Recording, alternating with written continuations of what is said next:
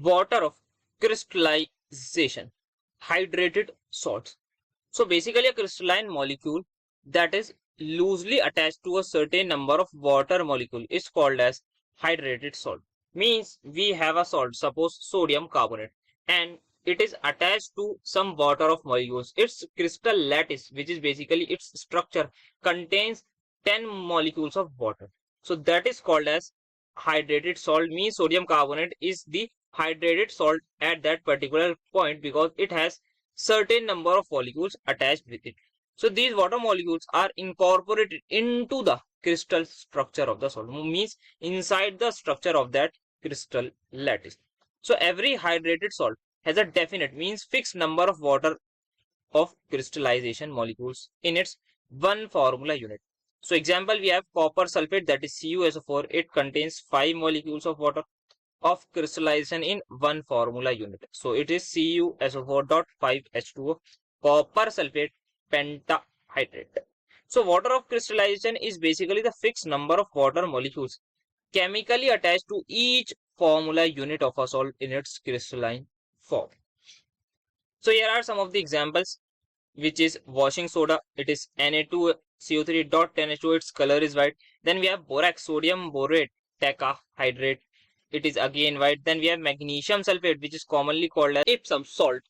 Its chemical name is magnesium sulfate heptahydrate, and its formula is MgSO4.7H2O, and it is white in color. Then vitriol, which is copper sulfate pentahydrate, which is blue because of this water of molecules of crystallization only. Then green vitriol, which is ferrous sulfate heptahydrate. It is also green because of the water of molecules of crystallization. Then we have gypsum, which is calcium sulfate dihydrate CaSO4.2H2O, which is white. Plaster of Paris calcium sulfate hemihydrate, which is .half H2O. It is also white. So it should be noted that these molecules of water of crystallization are integral part of the structure of the salt. Since water of crystallization is not free water, it does not wet the salt. Means we are able to see the blue vitriol, which is blue in color. It doesn't mean that it is liquid in color because of the 5 molecules of water of crystallization. It is basically inside the crystal lattice. So what happens on heating these hydrated salt? So when a hydrated salt is heated, it basically loses the water of molecules of crystallization.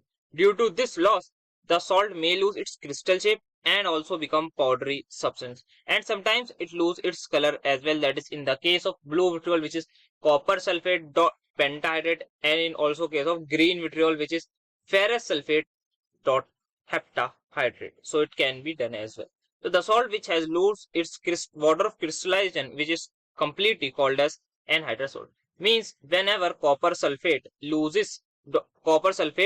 pentahydrate loses the water of molecules, it will be called as anhydrous copper sulfate.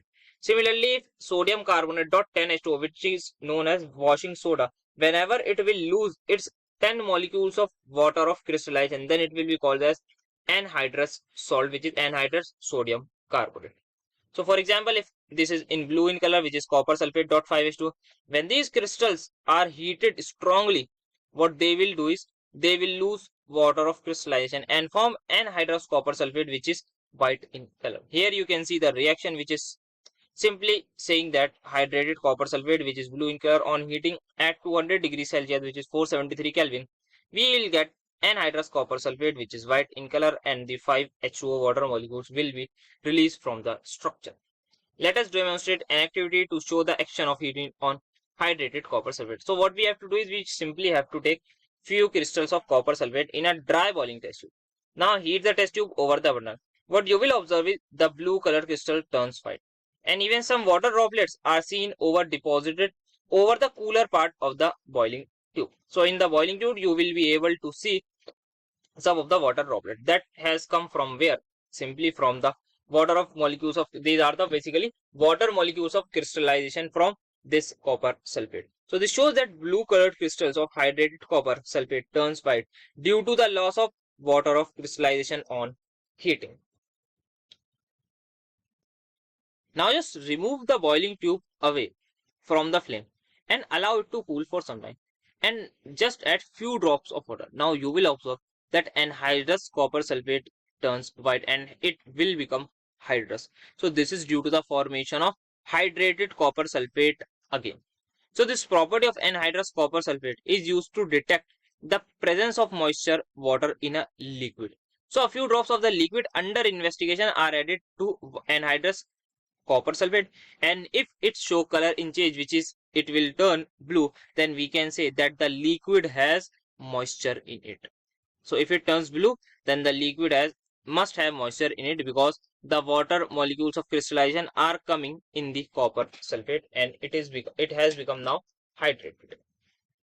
So what do we mean by hygroscopic? So there are some substances which basically absorb moisture from atmosphere at ordinary temperature. They are simply called as hygroscopic substances. Means they simply absorb moisture. So this property is known as hygroscopic. For example, we have concentrated H2SO4 and anhydrous calcium chloride, phosphorus pentaoxide, silica gel. These all are hygroscopic substances. What they basically do is they basically absorb moisture at ordinary temperature, and nothing will be changed in their shape and structure. But what happens, there are some substances which are called deliquescent. They basically absorb moisture from atmosphere at ordinary temperature, just like hygroscopic substances, but they dissolve in the absorbed water. So what they do is they'll absorb moisture and at the same time they will dissolve in that absorbed water and they will form a solution. So they are called as deliquescent substances, and the phenomena is known as deliquescence. So we have NaOH, KOH, MgCl2, CaCl2, these all are deliquescent substances. So the basic difference behind in deliquescent and hygroscopy is that hygroscopic substances do not dissolve in the absorbed water to form a solution, whereas deliquescent substances ultimately dissolve in the absorbed water to form a solution. Next is efflorescence. So we have certain hydrated solvent. Whenever exposed to atmosphere at ordinary temperature, they basically lose their water of molecules of crystallization, either partially or completely. Such salt are called as efflorescent salt, and the phenomena is called as efflorescence. Example, we have washing soda, Epsom salt are called as efflorescent salt. So what happens whenever we'll expose this washing soda and Epsom salt in the basically atmosphere at ordinary temperature, they will lose their water of crystallization molecule and they will become anhydrated, or sometimes partially anhydrated and sometimes completely anhydrated.